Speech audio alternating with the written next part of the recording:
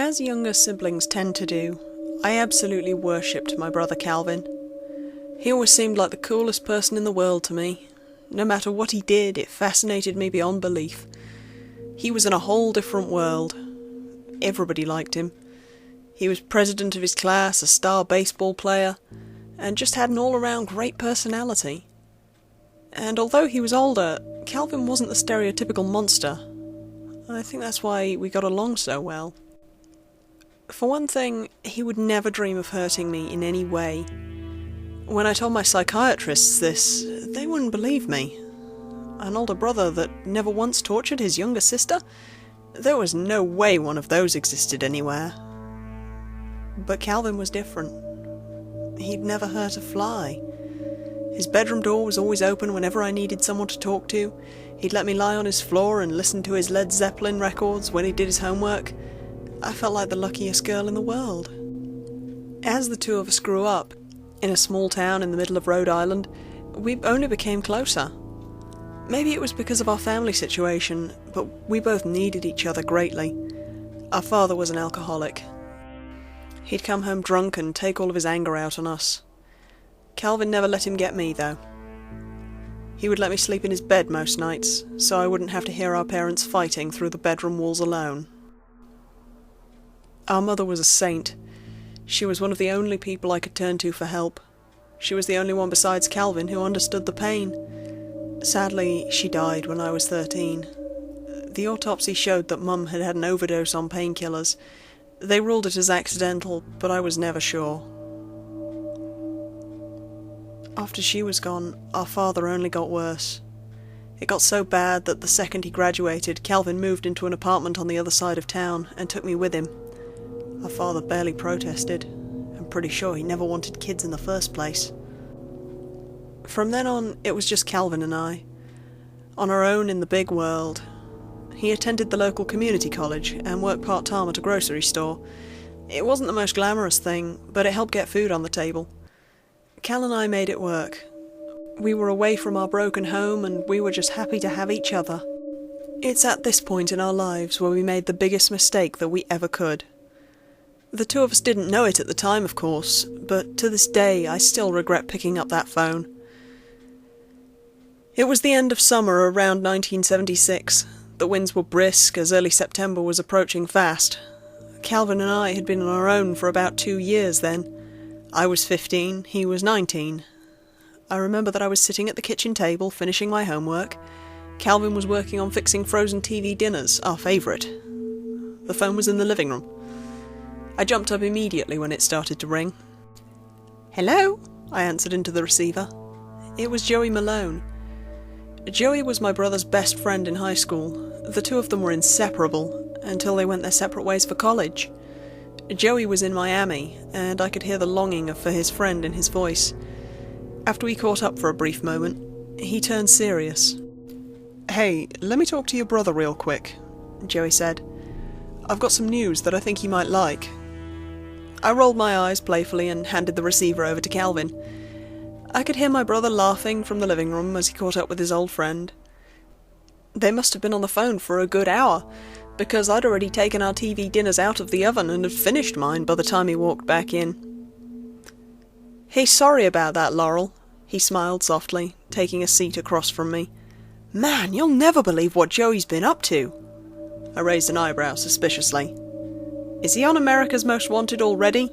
I joked, as Calvin rolled his eyes. "No, but he might as well be. His neighbours are going to be in Bermuda for Labor Day weekend, and he's throwing a monster party in their house while they're gone. He's invited us to come and crash it. Can you believe it?" He chuckled, taking a bite of frozen chicken. "I should have known right then that we shouldn't go. It was illegal to break into someone's home, but even more illegal to throw a party in it. I should have known that it wasn't a good idea. But I was naive, a 15-year-old girl, and all I wanted most in the world was to be a legend like my big brother was. So of course, I agreed." Calvin and I planned to drive up to Joey's house. It would take us about a day from Rhode Island, but the two of us were so stoked we didn't even notice. We spent the long car ride blasting the Doors on the radio, and singing the lyrics way off key. This was definitely when I felt most content. It was the best time of my life. Little did I know the terror we'd be thrown into later that night. If I had, I would have made Calvin turn the car around and drive straight off a cliff. We had been in the car for about 13 hours straight, minus the millions of gas stops and bathroom breaks. It was around 9 o'clock that night when we noticed that we were in a nowhere land. Our map said we were in New Jersey, but it didn't seem like it. "Are you sure we aren't lost?" I asked my brother as I chewed a wad of bazooka bubblegum. He kept his eyes firmly on the road ahead of us, nodding his head. "Of course we aren't. Joey told me the directions himself." I rolled my eyes, blowing a bubble. We must have been driving through nothing but trees for another hour before I finally declared that we were lost. My brother had the crazy idea that his best friend was some kind of genius, but I knew better. Calvin was getting tired, I was getting restless. I'd been sitting in the same position for too long and I couldn't feel my legs. "Can we please pull over somewhere?" I whined, my bubblegum slowly losing its taste. "Don't you think I would have about 2 hours ago? There's nowhere to pull over," Calvin replied, stifling a cough. It turned into a slight wheeze, which caused my ears to pick up. "Are you okay?" I asked him, concern filling my voice right away. He nodded, brushing it off as just a tickle in his throat. Usually that would have been enough to disinterest me, but that night I was on full alert. Calvin had really terrible asthma. I'd almost lost him many times because of it, which is really scary to think about. Almost as scary as the endless road that lay in front of us. It was about 30 minutes later when Calvin began to get frustrated. "Shit," he'd grumble to himself. "That jackass had no idea what he was talking about." I didn't reply. I knew he couldn't admit that I was right. I was beginning to feel uncomfortable with our surroundings. It was weird that we'd driven for 2 hours and seen nothing but trees, only seeing other passing cars every 50 miles or so. I didn't want to admit it, but I was scared. Where were we going to sleep? On the side of the road? Just thought of that creeped me out. Both of us were hungry beyond belief. At one point, Calvin had asked me to check the map to see if there were any rest stops or motels anywhere. There weren't. Not until it was about 11:30. Calvin was practically falling asleep at the wheel when my eyes fell upon a small speck on our ancient-looking map. "Calvin, get up!" I shook him, excitement rising in my voice. "There's a restaurant coming up in about 20 miles!" His eyes popped open. "Are you serious?" he asked.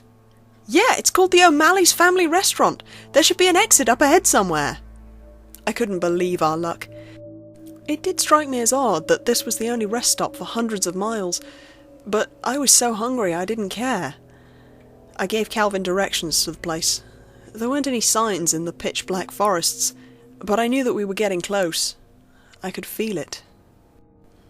Pretty soon, Calvin turned, and there it was.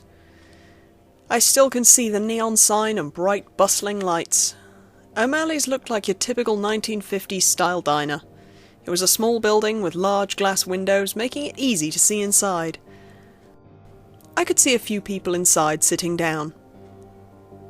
Calvin parked on the dirt road outside, and I jumped out anxiously, dying to stretch my legs.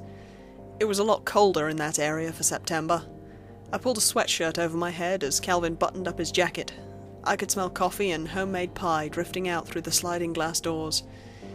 Calvin and I walked side by side. As I looked up at the sign, I noticed there was another part to it that I hadn't seen before. It flickered every now and then in the moonlight. O'Malley's Family Restaurant, it read. Motel on the east side. "I guess you could spend the night here too if you wanted," Calvin smirked. When we stepped through the door, the place was bustling with activity. The floors were checkered and the rows of red vinyl booths were almost all filled. There were a few bustly-looking men over at the counter, sipping piping hot coffee out of mugs. A woman sat with her younger daughter, the two of them giggling softly and eating their plates of pancakes.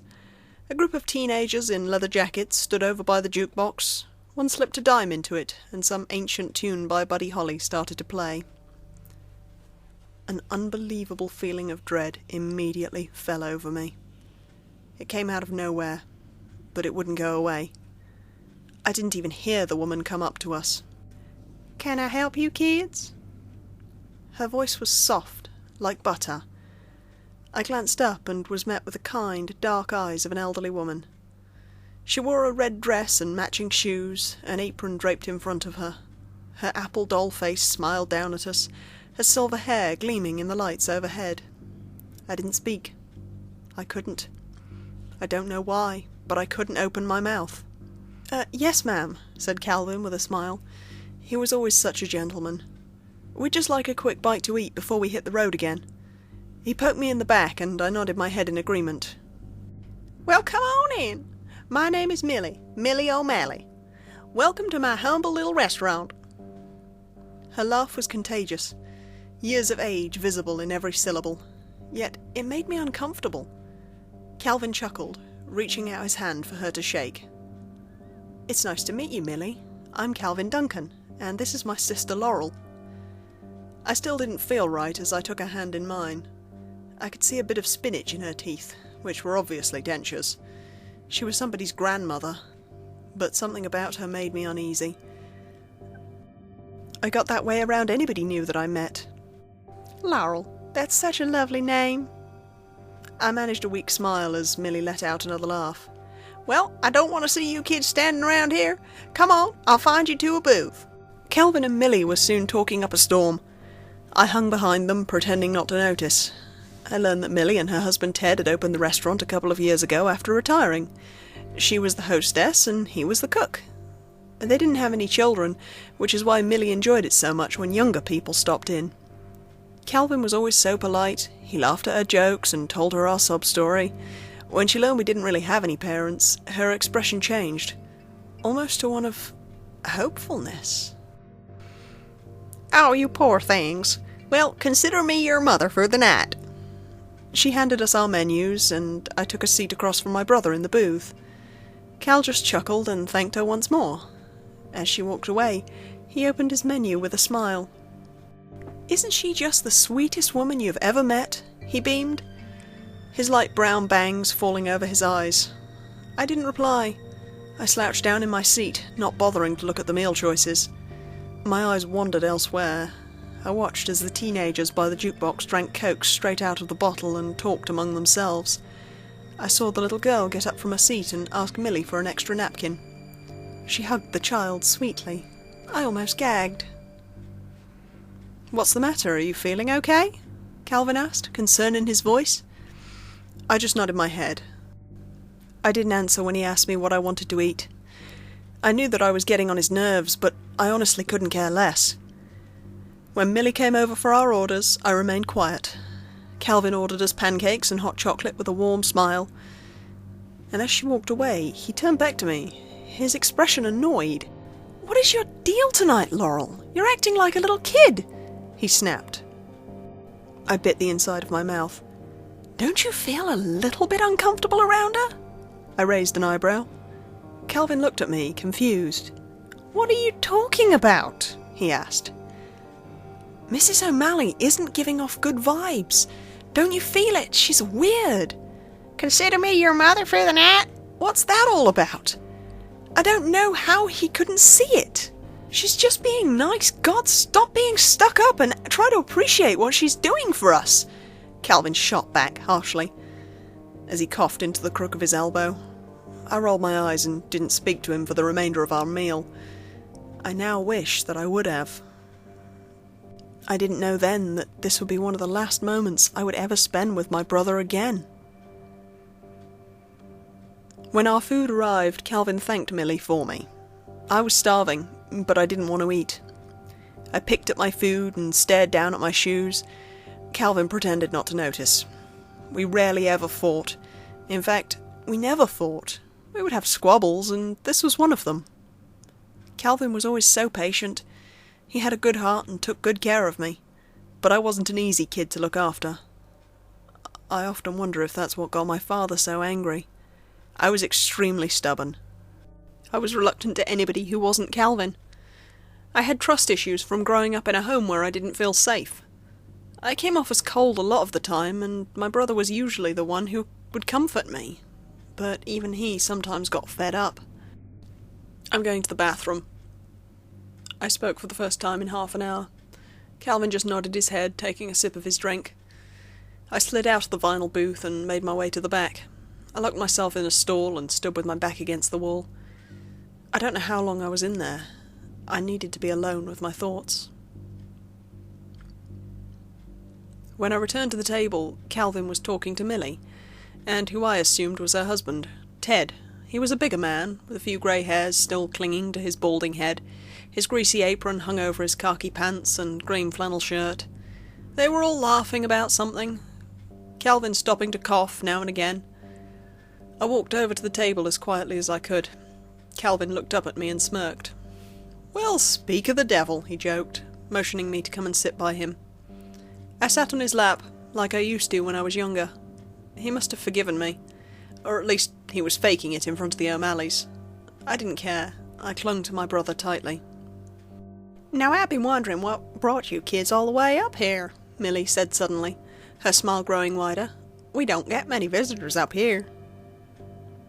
"We're driving to Maine to visit some old friends," Calvin replied.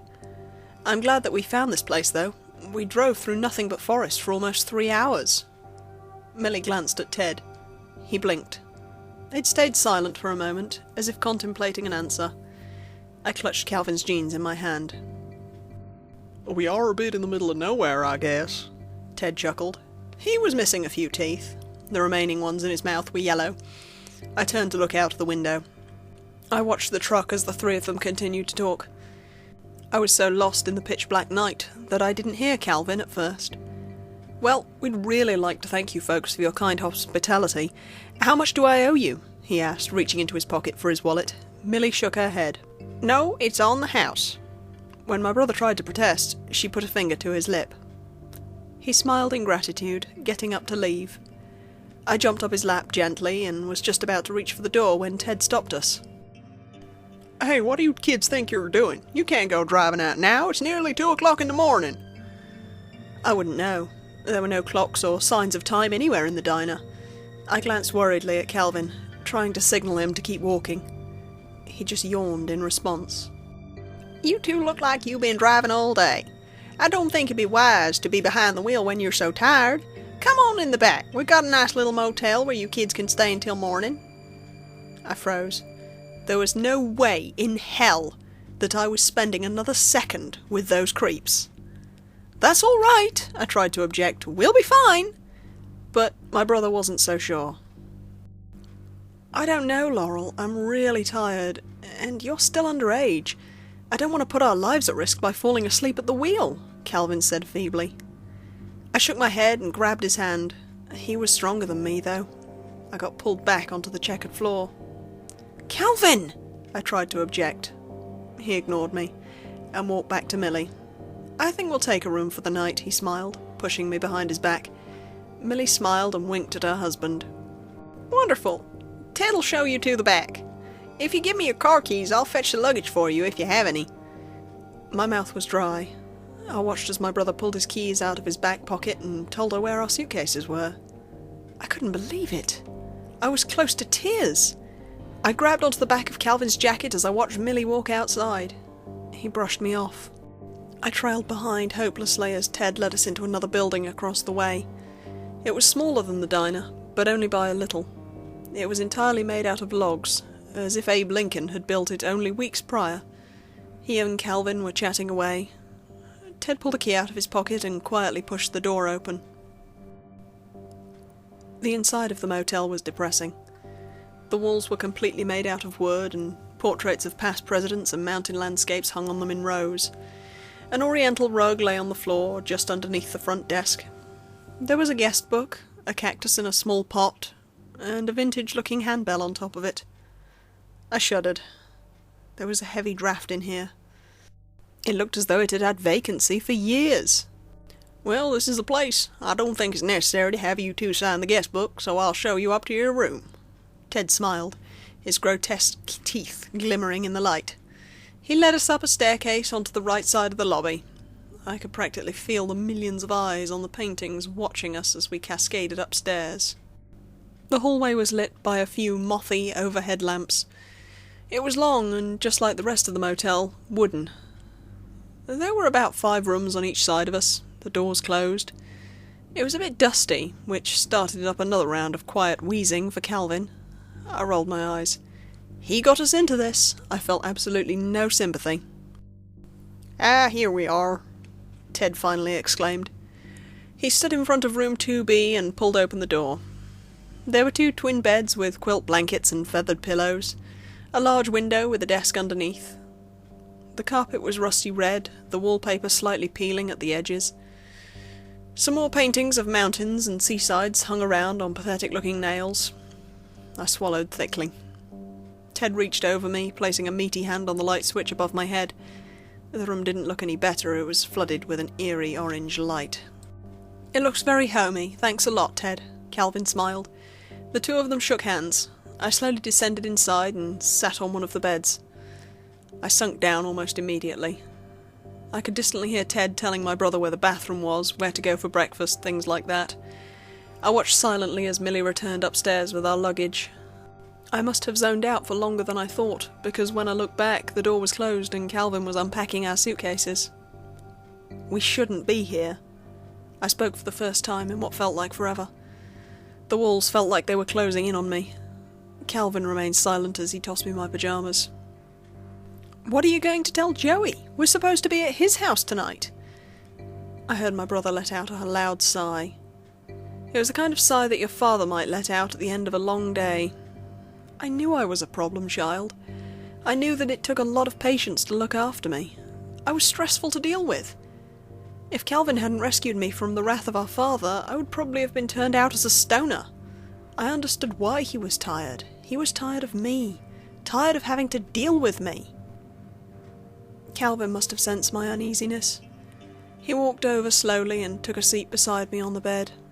I felt his arm wrap around my shoulder and squeeze it. We didn't say anything. There was nothing to say. There was nothing that my brother could say that would ease my tension. He rested his chin on my shoulder. I could hear his raspy breathing in my ear. "We're going to be okay, Laurel. You need to sleep." And with that, he kissed my cheek and turned back to his side of the room. We faced opposite directions as we undressed and got into our pyjamas. I reluctantly slipped under the moth-eaten blanket and freezing cold sheets after sitting up for nearly an hour and a half. There was no way I was going to sleep. I looked up at the dirty ceiling for what felt like hours, listening to Calvin's breathing. There were many times in my life when I felt like no one listened to me. This was one of them. I just wish that somebody would have. Maybe things would have turned out differently. I don't know what time it was when I woke up. I must have dozed off, yet I don't remember it. Calvin is what woke me. I heard him hastily throw his quilt to the floor. I heard him rustling through his suitcase. His breathing was laboured. I sat up in bed. "Cal, are you okay?" I asked into the darkness. I didn't get a response. The zipper was zipped and unzipped, and I heard my brother quickly rustling through his clothes. Eventually he found what he was looking for and walked towards the door. "I'm fine. I just need some fresh air," Calvin gasped, clutching his inhaler in his hand. Light flooded the room as he stepped into the hallway quietly. He had those episodes a lot. I always felt so helpless when he did. There was nothing I could do except watch with wide eyes as my brother struggled to breathe. He sounded so pained, it broke my heart. I wanted to go after him that night, but I didn't. I don't know why, but I wish I would have. He was out there for 20 minutes before I walked out to check on him. It usually took him a little while to calm down after one of these fits. I just wanted to sit next to him and rub his back. Our mother used to do that whenever he would get asthma attacks, and it calmed him down. I wanted to do what he had done for me for so many years, care for him. But when I opened the door, Calvin wasn't there. My feet were freezing in the brisk hallway. I rubbed my arms as goosebumps started forming on my pale skin. I looked around, panic slowly starting to rise in my throat. I checked across the hall to the bathroom to see if my brother was there. He wasn't. There weren't many places he could go. I quietly walked back into our room and put on a pair of slippers. I snuck down the hallway and raced down the staircase. He wasn't in the lobby either. I wanted to cry. I choked back a heaving sob and turned back upstairs. There's no worse feeling than being completely alone in a place that you don't know. It's even worse when the only person you want there to comfort you isn't there. One of the hallway lamps flickered overhead. I couldn't help the tears that streamed down my face. My mind was racing with possibilities of where my dear brother could have gone. I was so caught up in my panic that I didn't see what I tripped on. I went flying face first into the oriental carpet. My face burned with shock. As I turned my body around to try and ease the pain, my eyes widened in surprise. Calvin's inhaler was lying on the ground. It was just outside the door to our room. It was then that I knew that something was seriously wrong. Calvin would never leave that lying around by choice, and he wouldn't drop it by accident. It suddenly dawned on me that wherever he went there unwillingly. I let out a sob. I curled up in a fetal position and whimpered to myself. I didn't know what to do. 1,000 thoughts pounded at the inside of my head. I tried to shake them off, but they wouldn't leave. I reached my shaking arm out and took the inhaler in my hands. I rolled the plastic around in my palm as I stood up. I had to find my brother. We needed to get out of here. I didn't care if he didn't agree. Once I found him, we'd drive away and never come back to this fucking freak show. I dashed back to our room and grabbed the car keys off the bedside table.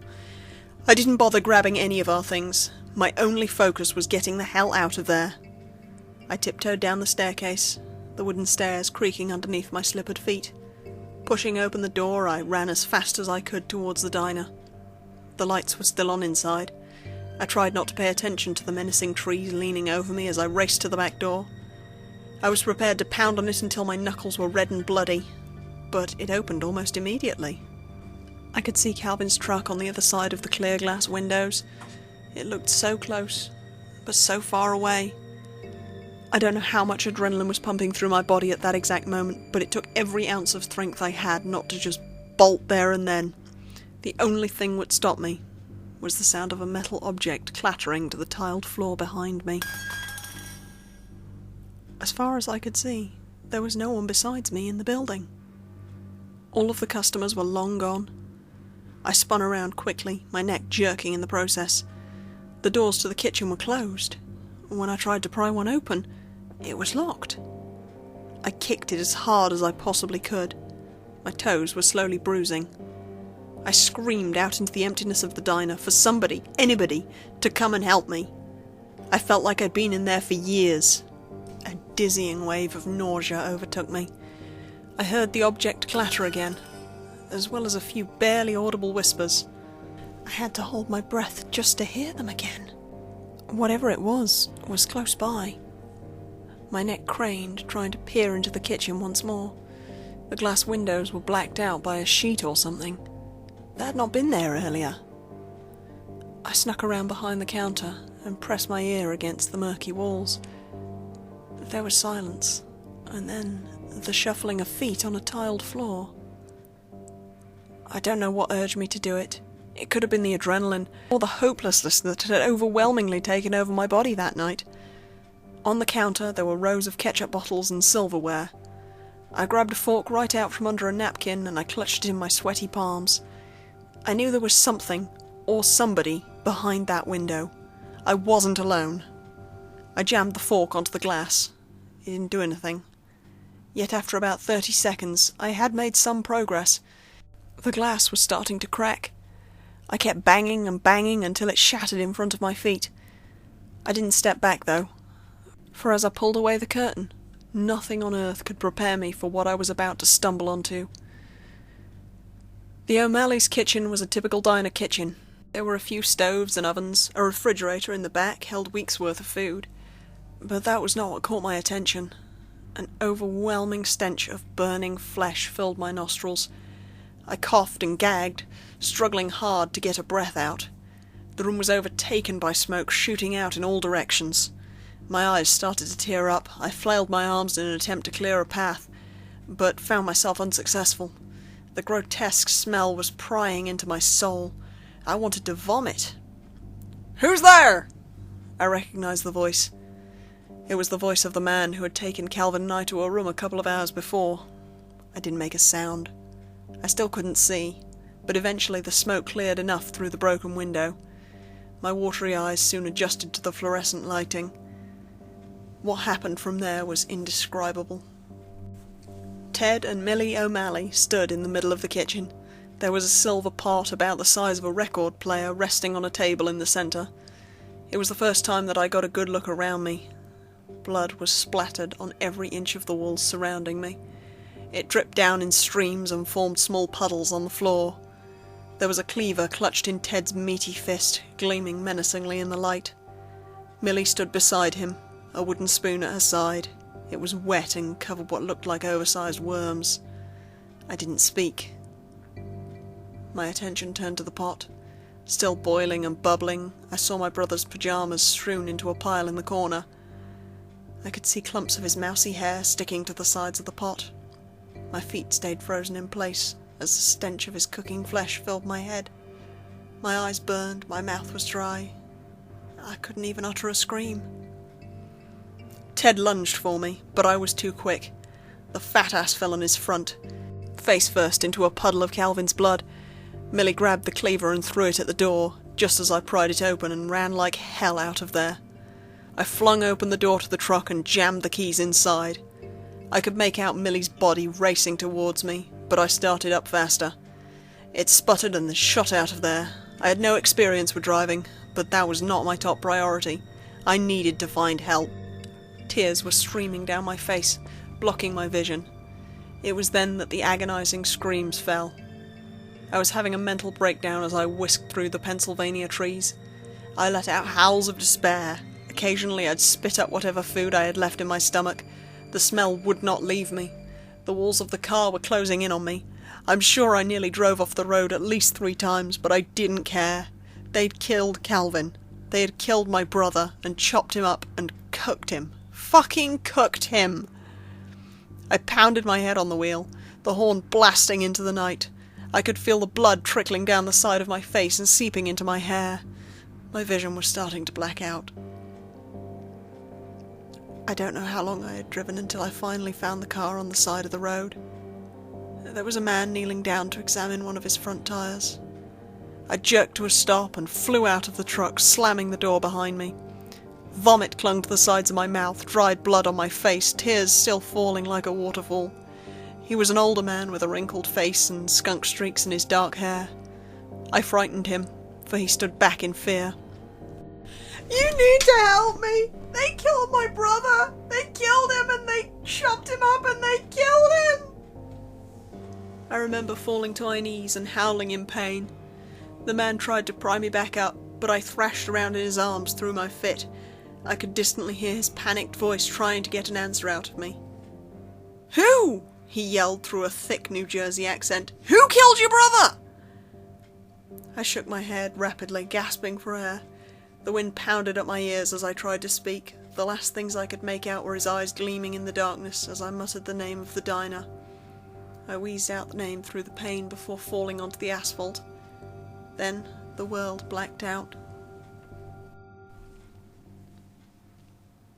They tell me that I was unconscious for about 3 weeks. It was coma beyond anything the doctors had seen before. I woke up and screamed. I was screaming for Calvin, screaming for somebody to help him, screaming for somebody to believe me. To this day, nobody does. O'Malley's family restaurant had been torn down in the late 1950s. Once word got out that the seemingly friendly owners trapped their victims in the motel and ate them, bones and all, it was barricaded and burned at the stake. Theodore and Millicent O'Malley were given the death penalty in 1958, 20 years before my brother and I pulled up that summer night. I later learned that they had killed over 20 travellers who crossed their path, including a gang of motorcycle riders, a group of teenage greasers, and a woman with her young daughter. I was 15 then. Calvin was 19. I'm pretty sure that the police thought I was on drugs. I was a mess. They kept telling me that there was no way the O'Malley's family restaurant was still there. When the man who'd found me finally brought me to the police, I was in hysterics. I was screaming at them that those bastards had killed my brother. I didn't know how they couldn't have seen it in my eyes. They saw something. They saw that I was crazy. I was handcuffed and thrown into the back of a patrol car. They drove me back to the exit where Calvin and I had turned, where the restaurant had stood mere hours earlier, and it was just an empty lot. The sign wasn't there, the building had disappeared. There was no motel, no sign that anybody had been there for years. I tried to explain. I cried for what felt like forever. I'd slept in that bed in the motel.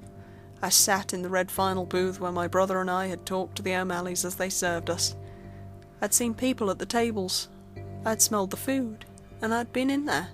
Yet no one believed me. The cops had the audacity to accuse me of murdering Calvin. They never found his body. His final resting place had vanished into thin air. My case was ruled due to lack of evidence. But the years of pain never stopped.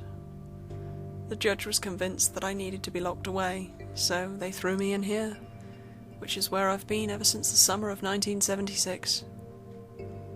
I'm a grown woman now, writing this story down as a cry for help, hoping somebody out there will believe me. I am not insane. There is no way I could have imagined any of this. I felt it. I lived it. It's not all in my head. Yet, that's been what all these doctors and psychiatrists have been trying to convince me of for all these years. I often wondered if I've imagined it. All this medication pumping through my body has turned my brain to mush. But I know that I didn't.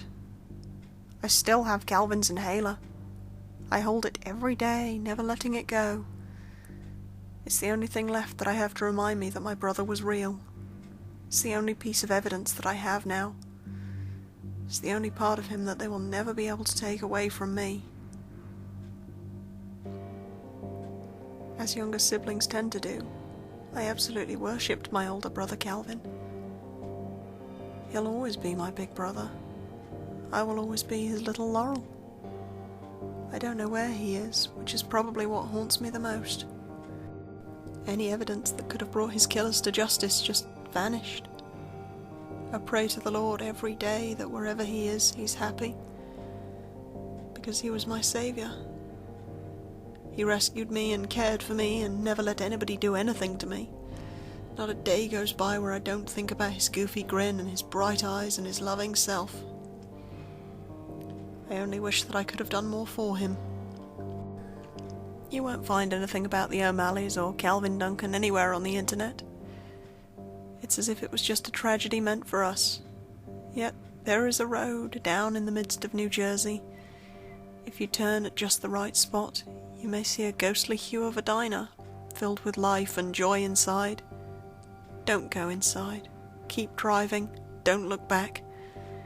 But if you do happen to see a boy in the window with mousy brown hair and kind eyes and a loving smile, you should wave at him. And you should yell out into the night that his Laurel loves him and misses him very much. And you should tell him that she is so sorry that she couldn't have done more.